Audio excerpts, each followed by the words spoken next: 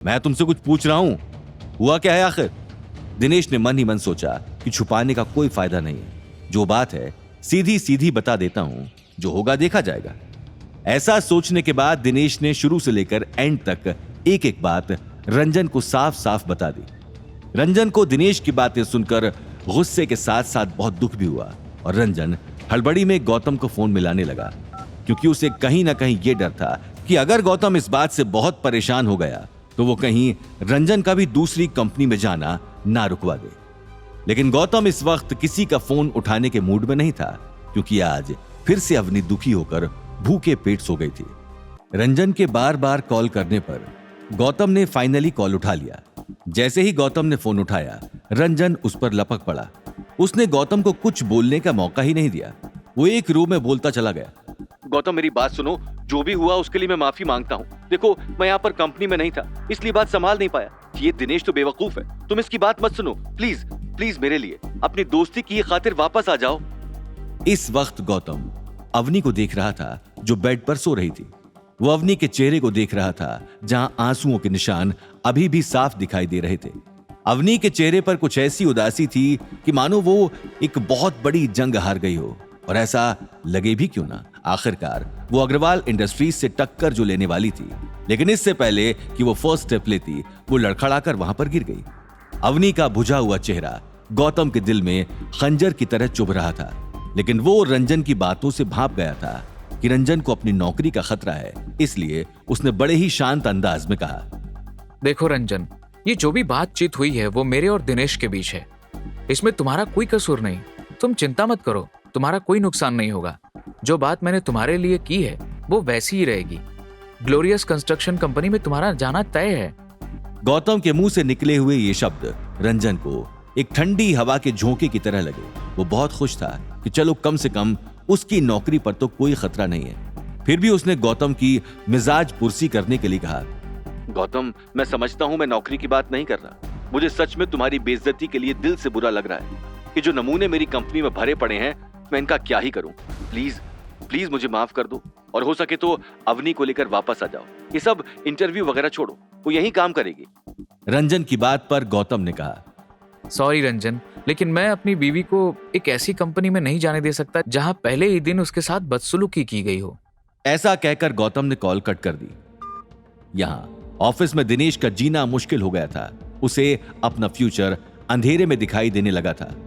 उसने एक और बार हिम्मत करके रंजन की ओर बढ़ते हुए बोला, रंजन जी मेरी बात तो सुनिए, मेरा ऐसा कोई इरादा नहीं था। आप चिंता क्यों करते हैं? आप गौतम का इतना स्ट्रेस मत लीजिए। मैं जानता हूं वो हमारा दोस्त है, लेकिन उसकी बीवी के डिजाइन्स बेकार थे। रंजन ने दिनेश की बात बीच में ही काटते हुए बोला, बेकार थे? बेकार माय फुट। मुझे पता है कि तुम कितने जेलस इंसान हो। तुम बेवजह लोगों से पंगा लेने से बाज नहीं आते। तुम इस कंपनी के डिजाइन डायरेक्टर हो, कम से कम अपनी पोजीशन को देख कर तो चलो। तुमसे तो यह भी नहीं होता। और गौतम की बात क्या करते हो? तुम जानते हो अगर अवनी इस कंपनी में आर्किटेक्ट के तौर पर काम करती तो हमारी चांदी ही चांदी होने वाली थी। दिनेश बोला, चांदी ही चांदी? वो कैसे रंजन जी? रंजन ने पूरी कहानी बयां करते हुए बताना शुरू किया। तुम जानते हो उस वक्त मैं मीटिंग में गया हुआ था जब तुम गौतम की भरपूर बेइज्जती कर रहे थे। अगर मैं उस वक्त होता तो ये सब ना होने देता। पता है, मैं अवतार ग्रुप के चीफ से मिलने के लिए गया था। उनके साथ मेरी मीटिंग थी। वो लोग हमारी कंपनी में इन्वेस्ट करना चाहते हैं, और तुम किसके पीछे पड़े रहती हो? यशवंत माथुर। तो उसके पीछे जो तुम इन्वेस्टमेंट के लिए पड़े रहते हो ना, और सोचते हो कि इस कंपनी के साथ साथ तुम्हारा भी फायदा होगा, तो ये समझ लो कि अवतार ग्रुप उससे बहुत बड़ी आसामी थी।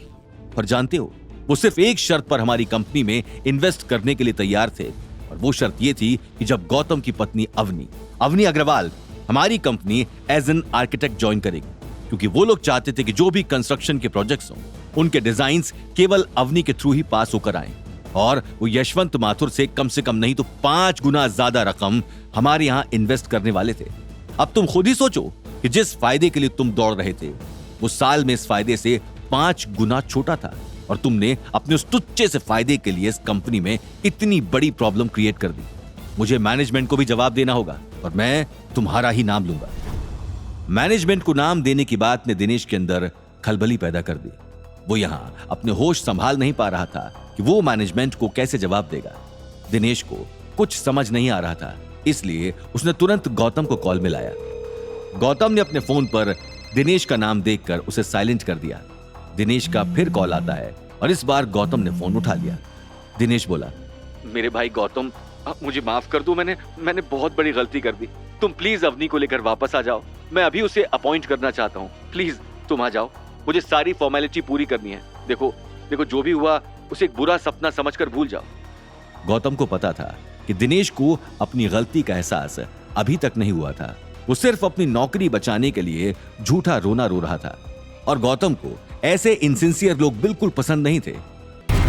आगे की कहानी जानने के लिए देखिए अगला एपिसोड सिर्फ पॉकेट एफएम के यूट्यूब चैनल पर और रॉयल वारिस के सारे एपिसोड्स को सुनने के लिए डिस्क्रिप्शन में दी लिंक से डाउनलोड करें पॉकेट एफएम ऐप।